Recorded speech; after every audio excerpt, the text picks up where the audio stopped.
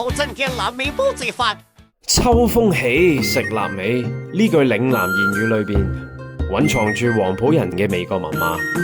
識食嘅老饕都知道，一碗黯然銷魂嘅臘味煲仔飯當中嘅終極密碼就係臘味。黃埔鎮呢座有住深厚歷史嘅嶺南小鎮，係廣式臘味嘅發源地。